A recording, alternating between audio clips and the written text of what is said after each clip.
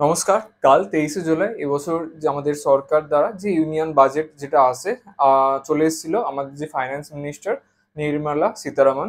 ওনার তরফ থেকে ভালো করে সবকিছু গুছিয়ে গাছিয়ে বলে দেওয়া হয়েছে যে কিরকম কি ওনাদের বাজেট ওনাদের তো আজকের মেনলি ইউনিয়ন বাজেট যেটা প্রকাশ হয়েছে ওটা সম্বন্ধে একদম সার কথা বলবো, মানে জিনিসটা অ্যাকচুয়ালি কি ইন্ডিকেট করছে, কোন কোন জিনিসের কিরকম কি কষ্ট হলো, কোনগুলোর প্রতি আমাদের পলিটিক্যাল লিডার্সরা ফোকাস করার চেষ্টা করছে, কোন দিকটায় আমাদের গভর্নমেন্ট ডাইরেকশন হচ্ছে, এই জিনিসগুলোর ব্যাপারে একদম শর্টে জানার চেষ্টা করব।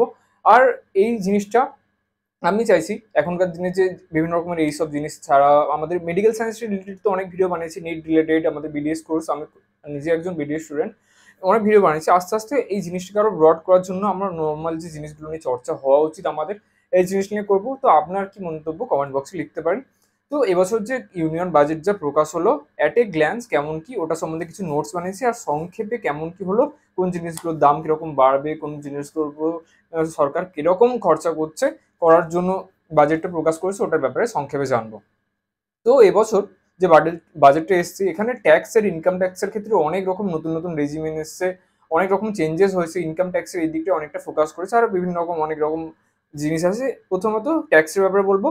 আগে ট্যাক্সের অন্যরকম ছিল, কত ইনকামের উপর, অ্যানুয়াল ইনকামের উপর, মানে পার ইয়ার ফাইন্যান্সিয়াল ইয়ারে কত ইনকামের উপর যে ট্যাক্স ছিল, আগের থেকে একটু চেঞ্জ হয়েছে। 0 to 3 লাখের মধ্যে কোনো ট্যাক্স দেওয়ার এর দরকার নেই, নো ট্যাক্স। 3 to 7 লাখের মধ্যে 5%, 7 to 10 লাখের মধ্যে 10%, 10 to 12 লাখের মধ্যে 15%, 12 to 15 এর মধ্যে 20% ট্যাক্স, অ্যান্ড মোর দেন 15 লাখ হলে পার অ্যানাম, মানে পার ইয়ারে যদি মোর দেন 15 লাখ হয় তো 30% ট্যাক্সের এটাতে হবে। কিছু কিছু চেঞ্জ হয়েছে এই জিনিসগুলো। আর স্ট্যান্ডার্ড ডিডাকশন বলে একটা জিনিস আছে, যারা স্যালারিড এমপ্লয়, যাদের যে মাইনেটা দেওয়া হয়, তাদের যে স্ট্যান্ডার্ড ডিডাকশন, এই টার্মটা গুগলে সার্চ করে দেখতে পারেন কি, মানে তাদের যে পার্টিকুলার স্যালারি দেওয়া হয় তার পুরোটাই ট্যাক্সের আন্ডারে কাউন্ট করা হয় না, কিছুটা পরিমাণ টাকা বাদ দিয়ে বাকিটা ট্যাক্সের আওতায় কাউন্ট করা হয়। আগে যেমন ওটা 50,000 টাকাটা বাদ দিয়ে যে স্যালারিটা পাচ্ছে তার বাকিটা ট্যাক্সে কাউন্ট করা হতো, এখন ওটা 50,000 থেকে 75,000 গেছে। এই জন্য আগে থেকে বেশি একটু বেনিফিটেড হবে, খুব একটাও কিছু চেঞ্জেস হবে না 15,000 চেঞ্জের হওয়ার জন্য, বাকিটা তো ম্যাক্সিমাম পার্সেন্টটা ট্যাক্সের আন্ডারে কাউন্ট হবে। বাকি রিয়েল এস্টেট, এখনকার দিনে গভর্নমেন্ট রিয়েল এস্টেট হাউসিং এর উপর এই বছর বাজেটে অনেক কিছু প্রকাশ করেছে, অনেক নতুন নতুন স্টেপস নিতে যাবে আমার মতে। আমাদের যে সিটি, সে রুরাল এরিয়াতে অনেক রকম ম্যাক্সিমাম যে বড় বড় সিটি আছে আমাদের ইন্ডিয়াতে, রিয়েল এস্টেটে গভর্নমেন্ট অনেক বড় একটা ইনিশিয়েশন নিতে চলে যাচ্ছে, নিতে যাচ্ছে আমার যেটা লাগছে। আপনার কি মনে হয় কমেন্ট বক্সে লিখতে পারেন। যে স্ট্যাম্প ডিউটিস একটা ছিল রিয়েল এস্টেটের ক্ষেত্রে, তার ডিডাকশন হয়েছে properties and purchased by women. তো কোনো যদি মেয়ে কিংবা স্ত্রী এরা যদি প্রপার্টি পারচেস করে এই সময়টা অনেক রকম ট্যাক্সের অনেক কিছু থাকে, স্ট্যাম্প ডিউটিস কিছু থাকে, পয়সা টয়সা দিতে হয়। যারা ওম্যানরা যদি প্রপার্টিস পারচেস করে, মেয়েরা যদি কিনে, কোনো স্ত্রী কোনো এরা কেনে, তো ওখানটায় অনেকটা একটা ডিডাকশন হবে, বেশি কিছু পেমেন্ট টেমেন্টে থাকবে না, নর্মাল যেটা করতে হয় তার থেকে কম করতে হবে। আর ইন্ডেক্সেশন বেনিফিট এই জিনিসটা কি, এটা একটু গুগলে সার্চ করে দেখতে হবে, এটা অনেক বড় একটা জিনিস।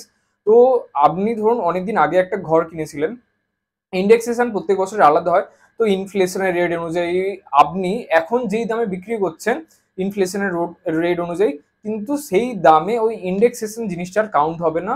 এটা একটু কমপ্লিকেটেড একটা জিনিস আছে, গুগলে এটা সার্চ করে কিংবা ইউটিউবে সার্চ করে দেখতে পাবেন। ইন্ডেক্সেশন বেনিফিট বলে যে জিনিসটা ছিল, হঠাৎ করে নিজের বাড়ির দাম নিজের ইচ্ছা মতো ইন্ডেক্সেশন অনুযায়ী করে দেওয়া, ওটা ওই জিনিসটা হবে না। এই জন্য যারা হাউসিং যারা পারচেস করবে, যারা পরে গিয়ে বিক্রি করা, তাদের ক্ষেত্রে একটু লসের এটা হতে পারে, এই জিনিসটা আছে। আর জেনে নেবো কোন কোন জিনিসের দাম কিছু কস্টলি হচ্ছে আর কিছু কিছু জিনিসের দাম কমবে। কস্টলির মধ্যে অ্যামোনিয়াম নাইট্রেট আর কিছু জিনিসগুলো যেগুলো মেনলি ডিফেন্সে ইউজ করা হয়, বোম টোমের ক্ষেত্রে, বম্বিং টম এইসব জায়গায় ইউজ করা হয়। নন বায়োডিগ্রেডেবল প্লাস্টিক এগুলোর দাম বাড়ছে। টেলিকমিউনিকেশনের জায়গায় ভেরিয়াস টেলিকম ইকুইপমেন্টসের দামও বাড়বে। আর দাম যেগুলো কমবে, যেগুলো গভর্নমেন্টকে দেখছে যে সুবিধা হচ্ছে, অনেক হেল্পফুল হচ্ছে, এক হচ্ছে কি আমাদের মোবাইল ফোন আগের থেকে অনেক ইম্পোর্ট বেড়েছে দেশে, আর প্রচুর ইউজ হয়েছে আগে থেকে 100x প্রায়। এই জিনিসটা মোবাইল ফোন এবং চার্জার এদের ক্ষেত্রে দাম, ডিউটিস কস্ট এগুলো কমানো হচ্ছে। সিলভার, গোল্ড, প্ল্যাটিনাম এগুলোর প্রাইস চিপ হচ্ছে। সি ফুড আর ক্যান্সারের বিভিন্ন রকম মেডিসিন এই জিনিসগুলোর দাম কমবে। লেদার গুডস মানে চামড়ার জিনিসপত্র, যে সোফা টোফা এই জিনিসপত্রের দামও কমবে। Capital goods for solar plant. আর একটা জিনিস, আমার তিনটে জিনিসের উপর মেনলি ফোকাস আমি দেখেছি। একটা হচ্ছে কি ট্যাক্সের অনেক রকম চেঞ্জ হয়েছে, ট্যাক্সেস এই জিনিসে। আর দুই হচ্ছে কি রিয়েল এস্টেট হাউসিং। আর 3 নম্বর যেটা দেখছি সোলার প্যানেল। এবছর এই গভর্নমেন্ট সোলার সিস্টেম নিয়ে খুবই এখানটায় করছে। তো এই ভিত্তিতে আমরা যদি আইডিয়া লাগিয়ে আমরা যে স্টকস ইনভেস্ট করি, কোন কোম্পানি সোলার কারে করে, এই জিনিসগুলো যদি একটু ভাবি, এখান থেকেও কিন্তু অনেকটা ভালো রকম ইনভেস্টমেন্ট একটা আইডিয়া পাওয়া যেতে পারে। কারণ গভর্নমেন্ট অনেকটা পরিমাণ টাকা বিভিন্ন সেক্টরে ইনভেস্ট করবে, সেই অনুযায়ী সবকিছু চলবে।